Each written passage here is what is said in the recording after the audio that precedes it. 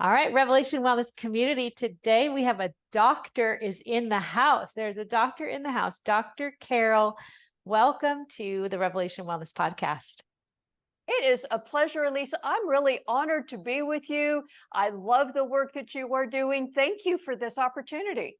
Oh, it's such a get to. And we knew we needed to talk to you because you're a woman who knows the hormone game. So, gentlemen, you are welcome to stay in this podcast and listen. Probably be really good information for you to understand how your wives and the sisters in the body of Christ are getting along out there. But we needed to help make sense. We need you to come help us make sense of ourselves, our bodies. I think something here at Revelation Wellness is we love scripture, we love theology, but there's also biology to who we are, that we're not just spirits and souls, we have bodies. So when people like you can come and help us make sense of something that might feel unsensible or insensible, that we're very blessed. So first, let's just give the audience a little bit about who you are, where they found you, how you find yourself, where you are today doing what you do. Thanks. Well, I have been an OBGYN physician for over 30 years. The first half of my career, I was taking care of women, and I have a subspecialty training in reproductive endocrinology, which means hormones was my thing. Okay. Things like, periods and PMS and menopause and everything, around that, fertility, the hormones around pregnancy. So that was where I focused. And then I love, Alisa, how you are combining body, mind, and soul. About, maybe 15 years ago or so, I also got theology training. So I also have a doctorate in ministry. And now I spend my time actually working to combine all those things. Yes. And what do you think your beat on, or the pulse in the church and the world on these two kind of coming together? Do you feel like it's starting to happen more? Is there still resistance to the church? What are your thoughts? I think there is some resistance. I think it is better than it was. I think there is more understanding that we are embodied creatures. Come on. And you cannot separate. When I grew up in the church, there was a certain feeling that, okay, I'm a spirit, I have a soul, I live in a body. And I don't want to say that that's wrong, but what was missed so often was how connected, how integrated all those things are. Your Thessalonian scripture that you mentioned just for a moment before we came on air, how Paul says, I want all of you to be, he says, sanctified. I believe that's, we could use the word, transformed, made whole, all of us coming together. And I think we know intuitively how one of those parts affects the other. If you've got a horrible headache, it's hard to concentrate on prayer. If you've had a fight with your husband, you're going to go to bed with a knot in your stomach. All those parts of us impact each other. That's so good.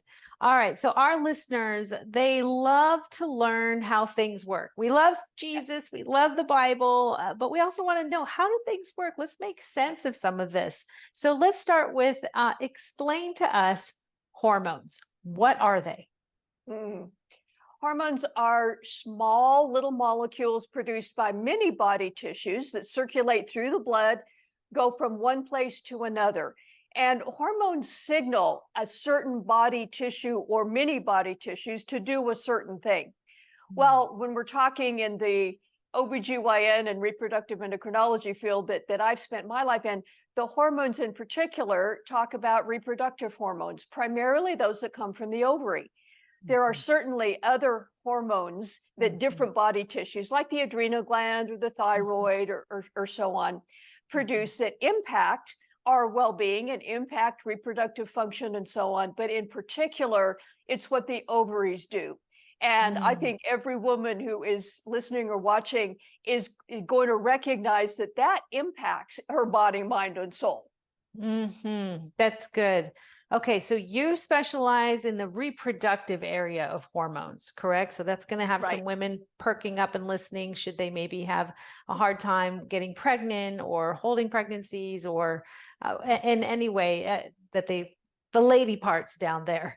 So how does exercise affect hormones? How are those two connected? A lot. Exercise impacts that a lot. And I'm going to address that by different seasons of life. First of all, for the young woman who is a teenager going through puberty, our bodies need a certain amount of fatty tissue for puberty to finish its process. If there is not enough body fat, the Right. ovaries will not start going through their monthly cycle, producing estrogen and progesterone and so on. That has become better known than in some areas in the athletic area. In fact, there's a syndrome that used to be called the athletic triad. Now it's called RED-S, relative estrogen deficiency related to sport. Excessive exercise with not enough taking in of nutrition and calories can lead to some really negative things like no periods, like bone deficiency and increased risk of injury with exercise. Yes. Okay. So it's possible to exercise too much and exercise too little show up in a way in the body as well? Absolutely. Exercising too little, especially for young women, can, of course, lead to extra body weight. And I know you talk about that a lot, but it's more than just body weight. It's the metabolism, it's the muscle and bone strength and health, and certainly the relative amount of fatty tissue versus muscle tissue and so on affects hormones, affects reproductive hormones, affects the ability to get pregnant, affects the ease of pregnancy, the risk of pregnancy complications. Exercise during pregnancy is a very important thing. The amount of exercise may need to be moderated. Weight-bearing exercise may need to cut back a little bit on that. There can be an increased risk of certain kinds of injuries during pregnancy, but we know that a woman who was healthy and exercising before pregnancy, if she continues to exercise during pregnancy, her pregnancy and her baby are likely to actually be healthier than if she didn't. So we know that's a good thing during pregnancy. Okay, I'm going to ask you this question because I remember that was the school of thought when I was pregnant with my first child back in the early 2000s. Yes, early 2000s, 2000, actually the year 2000. And I've always been an active person for the most part, sports, did all that. And so my doctor said, you can go ahead and keep doing what you do. Now, I had extreme level of fitness because I'm teaching classes. I was at that level and he said, keep doing it. My son ended up being pretty low weight, very colicky, gas reflux. Like I had a lot of issues with that child. Do you think there was something about me kind of going too high in my extremity of the extremeness of the intensity that I was at? Or what would you say to that? Because now in hindsight, I think I should have taken it a little more easy. I should have maybe moderated my heart rate a little bit more. Just maybe it would have been more nurturing for him. And to be honest, Dr. Carol, I was in more of an unhealthy mindset, trying to get my health of like my body's good, not afraid of putting on weight because I'm pregnant or afraid of, that I remember women at the gym saying, oh, just wait till you have that baby. You're going to have a hard time losing that baby weight. It's almost like, they were cursing each other. And so there's a little bit of me trying to prove something. What would you say to that? What kind of advice would you give a woman maybe in that situation? Yeah, I think it's the balance between energy input and energy output. And so if somebody who is pregnant is cutting down on their nutrition to try and limit how much weight they gain during pregnancy, that is going to predispose to low birth weight for the baby. So I don't know that it's by itself the amount of exercise. Another thing that may impact pregnancy health is temperature. Body temperature, elevated body temperature negatively impacts the baby because the uterus doesn't have the same ability to sweat or, release of body temperature. So um, a fever or prolonged increased temperature from exercise may have an impact on fetal growth. We know quite well that a certain level of weight gain during pregnancy is really important. And if a woman gains less than that amount of weight, and she was already at a healthy weight before, then that predisposes to low birth weight. If a woman is already overweight when she gets pregnant, then she may not need to, quotes, need to gain as much weight. Okay. What about cortisol, the stress hormone of cortisol, and a woman who is, well, let's just talk about a woman who's pregnant, and then maybe a woman who is perimenopausal, moving into transitions of life? Sure. Cortisol is necessary. We cannot live without cortisol. And chronic elevated levels of cortisol do all kinds of bad things. Tell us. It's one thing if you have a shot of cortisol to run away from a bear. Well, we're not running away from bears. Right. But we may be watching social media for long periods of time, or there may be just negative thought patterns. This is one of the ways where body, mind, and soul are so integrated. So measuring cortisol at one particular moment probably doesn't give a great answer to what your body is experiencing, but the stress, the long-term stress that elevates cortisol chronically, absolutely a negative impact on all kinds of body tissues. Makes it harder for a woman to manage her weight, makes the impact on the baby if she is pregnant greater. And I do believe, although it's hard to actually put my finger on specific studies, that chronic increased cortisol increases symptoms of PMS, premenstrual syndrome, and distress around menopause. And when we're talking about exercise and those things, it's absolutely true that exercise lessens stress in all kinds of ways, including helping your body metabolize cortisol and all the other things that stress does to your body. We know that women who exercise aerobically regularly have less PMS. In fact, for many women, exercise may be all they need to eliminate PMS. And women who exercise around menopause have markedly fewer symptoms of menopause that other women may be a lot more distressed by. It doesn't mean you won't have any symptoms, but a whole lot less than women who don't exercise. What do you know about, or could share with our listeners about, a mother who is living in chronic stress? And I've seen some studies out there that try to point, I know you know where I'm going, where the child will have more health issues or could be altered in some way in their genetic makeup. Do you know or want to speak to that in any way? That is not an area of expertise of mine, but I have seen many studies showing that.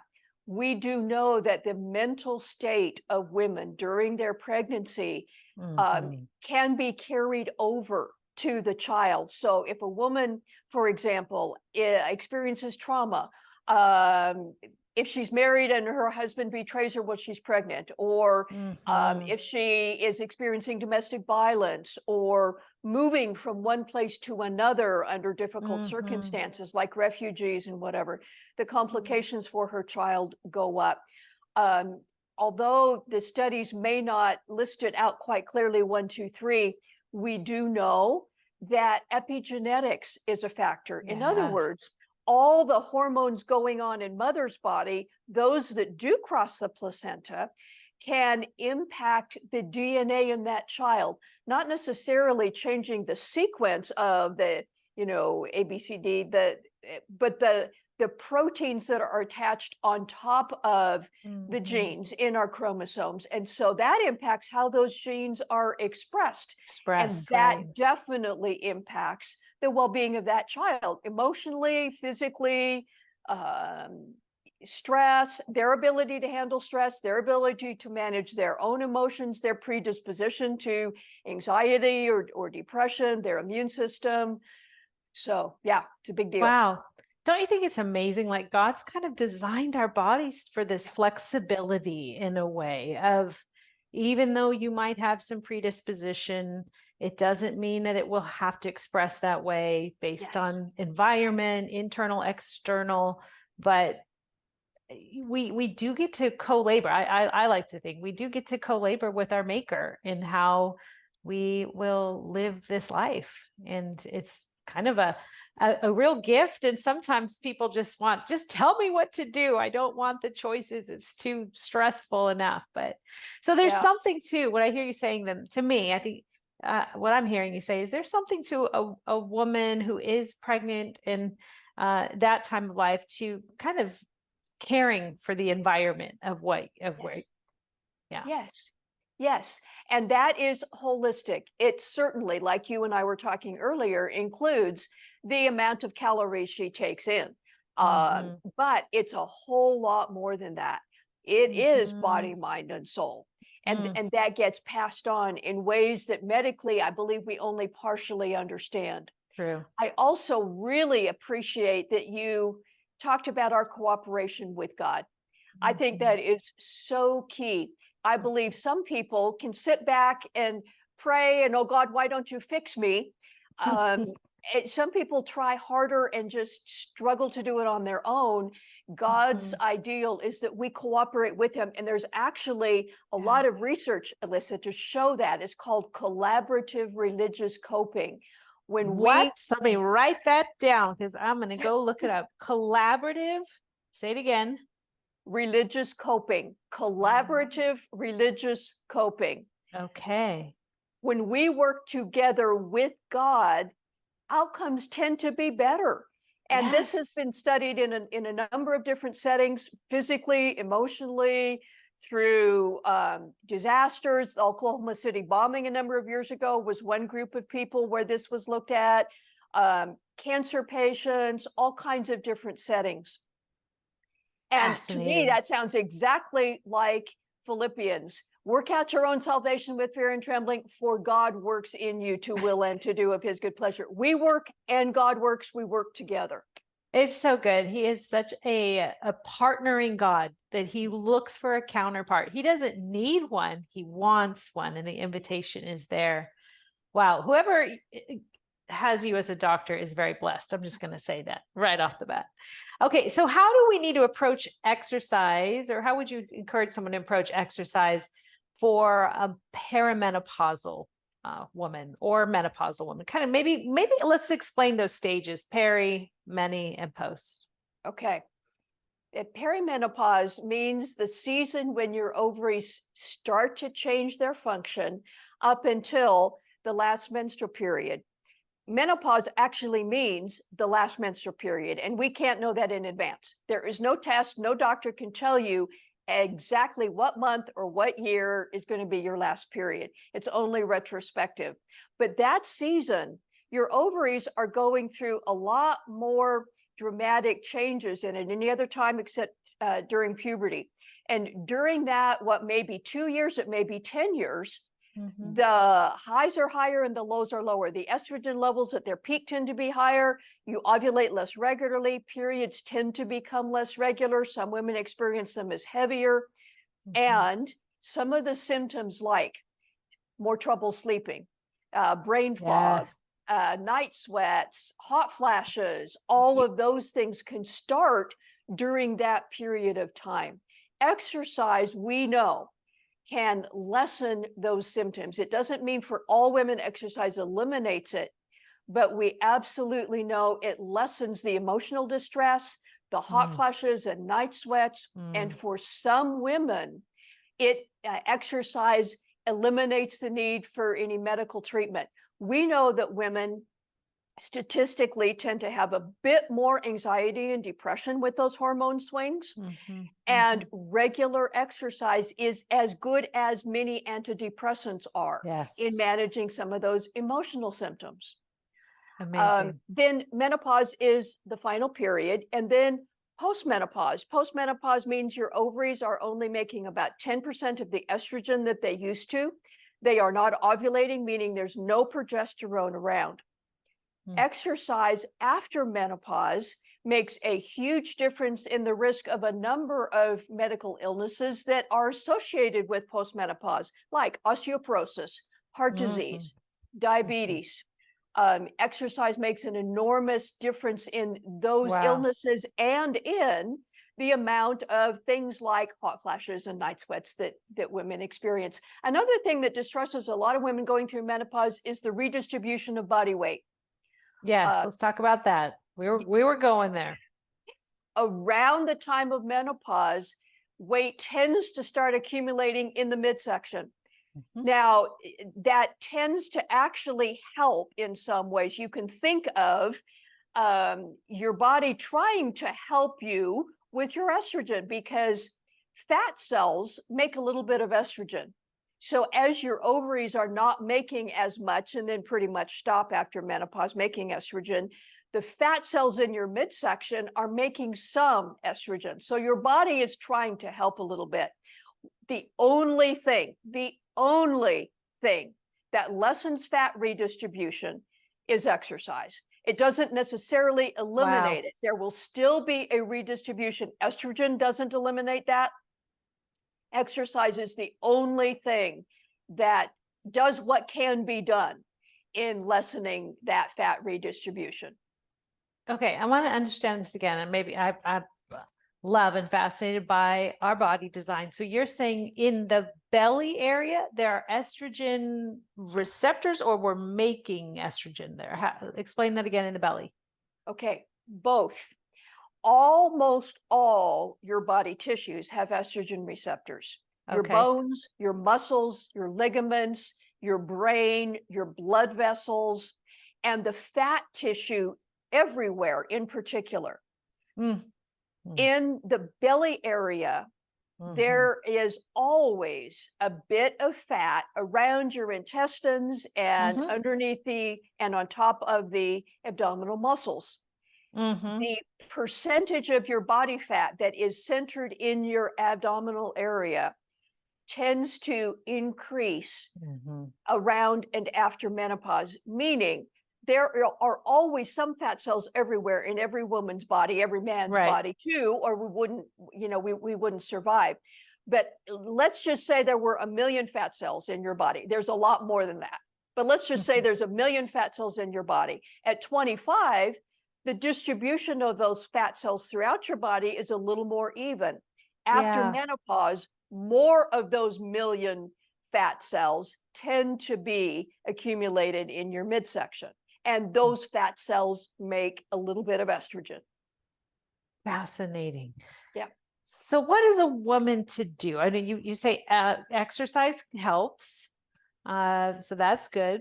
What else would a woman who's saying my body doesn't feel comfortable to me anymore? I think that just noticing your pants fit differently, clothing fits differently. It's this real kind of transition of am I gonna punish my body to try and hold on to something of my youth, which then to me would only cause more stress and feel more damaging to the tissues of our hormones and our body makeup? Or kind of how do we shift into a new state of mind, body, being? Yeah, thank you for asking that. The view internally about aging makes a big difference on symptoms. Amen. In certain cultures of the world where aging is viewed as an honor more so than in the standard Western culture, like here in the United States, by and large, women have a lot fewer symptoms of menopause. Now, I'm not saying it's all in your head. I am saying that looking at the post-menopause season as a bad thing, it's not going to be good for your body, mind, or soul. Amen. Yes. There is something about maturity and a gift that you have as a senior woman that other women, other people, the world needs. That is one benefit of living today, because centuries ago, a lot of women didn't survive past menopause. Now, a third of your life may be after menopause, and that may be your most productive years. This was not a Christian study, but there have been studies looking at what decade do people produce the most, give the most to the world? Your 60s is number one. Yes. Your 70s is number two. Your 50s is number three. So for a woman who is 50 or over, this can be the best time of your life. So befriend your body. Yeah. Recognize that the way God designed you for this world is good. It doesn't mean we have to enjoy the limitations, but we embrace the limitations that God built us with, and be a friend to your body, and see what may God have you give to others, to the world, to your husband, to your family, to your job, whatever. What can you make as an offering now that you don't have the kind of constraints you may have had if you were raising children? Many women were raising children, not all. In the past, there's a degree of freedom now that can be very good. Preach, Dr. Carol, preach. Yes, I've been trying to say that to some friends. I just became an empty nester 2 years ago. And after a few days of crying and being sad, I heard the Lord say to me, okay, now I want you to stop looking at what you're losing and start looking at what you're gaining. And it was a game changer, the amount of time and freedom. And my stress level has got, the only time my stress level goes up is sometimes when I get the phone calls from them. You're just kind of, there's something about, are you okay? Is everything okay? Okay. And then I don't have to live with the ongoing stress of making dinner for everyone and getting them to all the places and things. So it is definitely a gift. I love what you're saying. It absolutely is necessary to reframe how we see aging as a gift, as something to give back to the world. We have something to give the world. There's a great book called Strength to Strength that talks about, that book? Yeah, I do. Yes. It's a fantastic book. I read that and I thought, this is it. I mean, I'm in my 50s right now, so it's time to prepare for your crystallization years. These are your years to crystallize what you've known, leave your legacy, leave your mark, and hand it down to the next generation. And I think now more than ever, and I'm just kind of preaching now, that the next generation needs to see the real thing. And I think they want us to not try to look like them, to look like we're 20 or 30. Show me something else and let me see how my body can change, but I can still have joy and abundance and give something back. Absolutely. And I love what you said right there. People don't feel close to somebody who looks perfect. If you want to make an impact on others, let them see the real you. And it actually draws them closer to you, and you can make a bigger impact. Love it. Love it. Okay. Insulin resistance. We've had questions about that. Could you tell us a little bit about that and how exercise mitigates insulin resistance? Okay. All our bodies make insulin. The only exceptions are severe type 1 diabetics who need insulin, but all the rest of us make insulin. Insulin is made by the pancreas and tells all the cells in your body everywhere when to take in blood sugar, which cells live on. When that isn't happening efficiently, the insulin levels have to get higher and higher and higher for your body cells to get the message. It's like your body cells are getting hearing loss and the insulin message isn't getting through. Wow. The problem is that whole process leads to a lot of risk of illness, diabetes being the most frequent, but it can lead to all other kinds of things, impact on the kidneys, on the eyes, on the blood vessels, risk of heart disease. It impacts your metabolism so that managing your weight becomes more difficult. Among the most powerful things you can do on your own to change insulin resistance is exercise. Insulin makes your body cells wake up and listen more clearly to the insulin message. And one of the ways it does that is by increasing muscle mass and the metabolism in muscles. I'm sure you preach this all the time, Alisa. And when muscles increase their metabolism, it's not only for the 20 minutes or 30 minutes or 60 minutes that you're exercising or more. It happens for hours.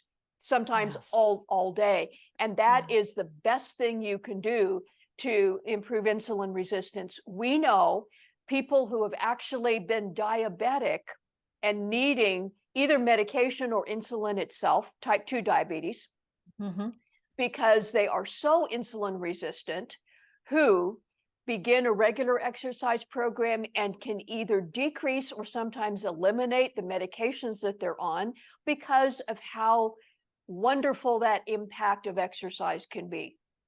Wow. It's such a good reminder of what a gift. If you're gifted with the ability to move, Yep. make some space to move.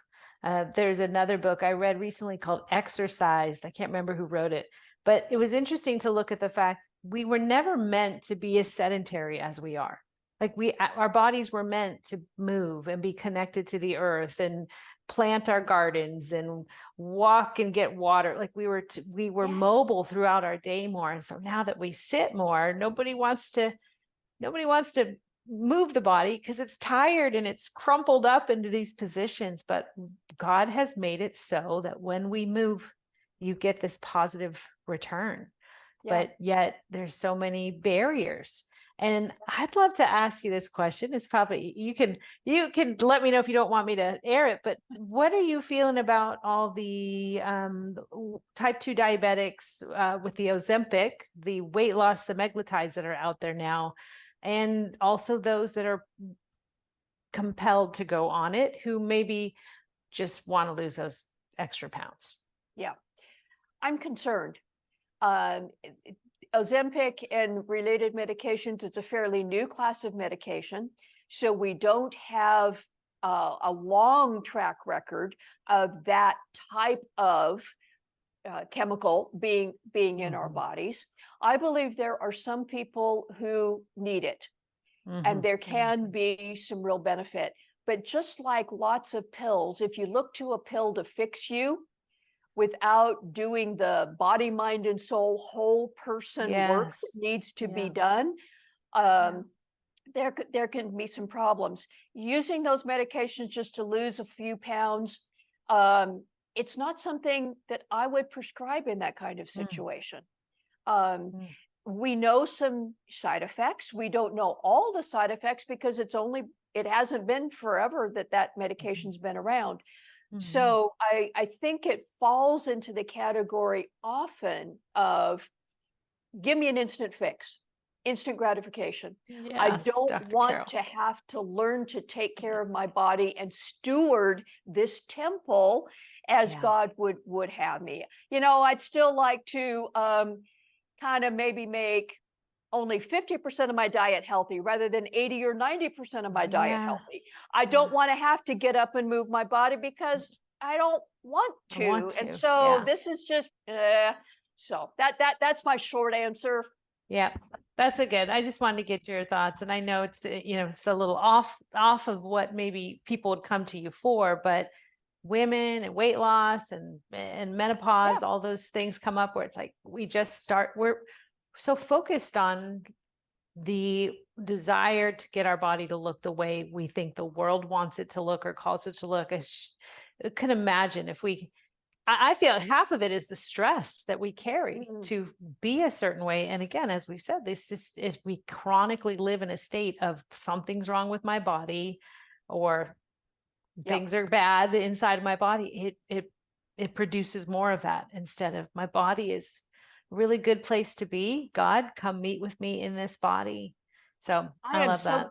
Yeah, I am so glad you said that. And we didn't really talk a lot about cortisol and weight gain, but chronic stress, excess cortisol chronically definitely adds weight. And that impacts sleep, which impacts depression. And it's a vicious cycle that just raises cortisol more. So there's that whole thing. And then you mentioned body shame.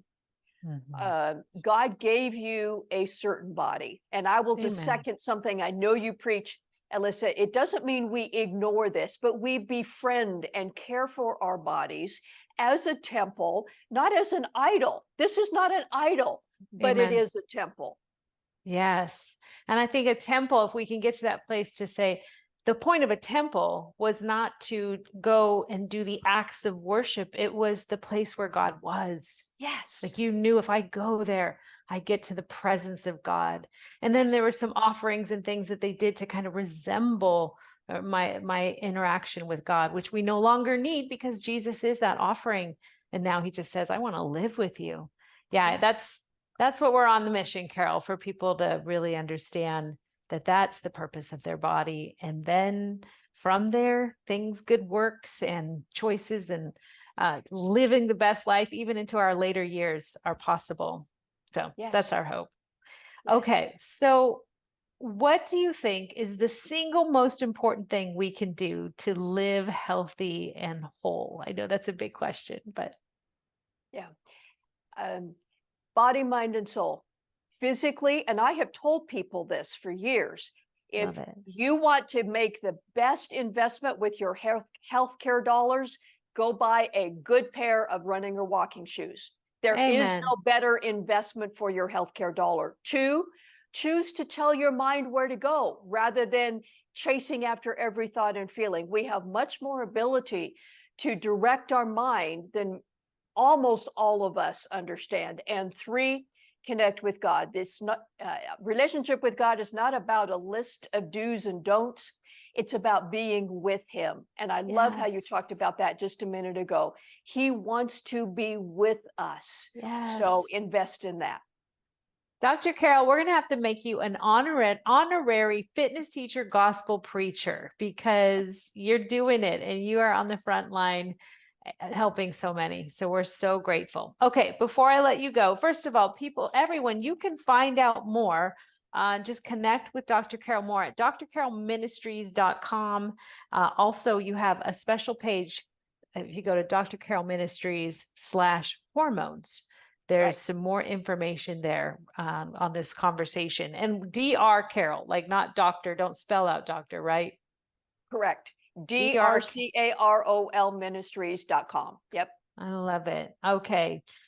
And we like to ask these final questions. They're just fun questions. We want to know your favorite way to move your body. What does Dr. Carol do to live in good body health? Before the sun gets up, I live in Texas. It's hot here. So before the sun gets up, I get dressed almost every day and spend about 30 minutes running, walking outside. And then I also have some arm weights. And when I got about 55, I didn't like the way my arms looked. I hadn't done weight training before that, but for the last several years, I've been doing some arm exercises with my arm weights. The strength training, and we didn't even hit on that a little bit. I think right now we're in a strength training program, our community is, but the fact that that when we strength train, that insulin resistance goes down, like our bodies start to hold on to all those good chemicals throughout the day because it's now in the muscle tissue. So strength training has such great lasting benefits rather than, when we go for a walk, yes, we still reap benefits afterwards, but when it's in your tissues of your muscles, such benefit that goes even longer, I guess you could say. And it's low impact, which is always nice. Yep. Love it. Awesome. Okay. And now people are going to want to know, what's your favorite active wear to wear when you move your body? I particularly wasn't prepared for that. I know. I have to say I don't invest a lot of money. I tend to, when I'm outside, I just wear some either old jeans or leggings and a comfortable cotton shirt. I do pay a lot of attention to my shoes. And so I have some blocking on the brand right now, but some of the shoes that are really loose, and I wear orthotics. So those are in my running shoes, and that is something I invest in. That's good. Yeah. If you are going to invest in anything, you're absolutely right. A good pair of shoes, because from the foundation, the foot up, the body responds. So good. All right. Well, Dr. Carol, thank you for blessing us with your knowledge and your clarity and crystallization of what you've learned through the years. We're super blessed, and we will be talking to you again as we have this conversation some more. We'd love to have you back. Thank you, Alisa. I'm honored to be here with Revelation Wellness for this episode, and many, many blessings to you on your work and to all the people that connect with you. Thank you. Thanks for watching, and remember, this video was brought to you by Revelation Wellness Instructor Training Program. Do you love Jesus and have a passion for fitness and wellness? Or maybe you're tired of the roller coaster of obsessing over and neglecting your body, and you know there has to be more to fitness. Let us equip you to lead others to health and wholeness rooted in Jesus Christ through our faith-based fitness instructor training program. Go to our website to learn more and listen to testimonies of people just like you who are bringing hope and healing to their communities as fitness teacher gospel preachers. Click the link in the description of this video and download a packet to get your journey to health and wholeness through Christ started today.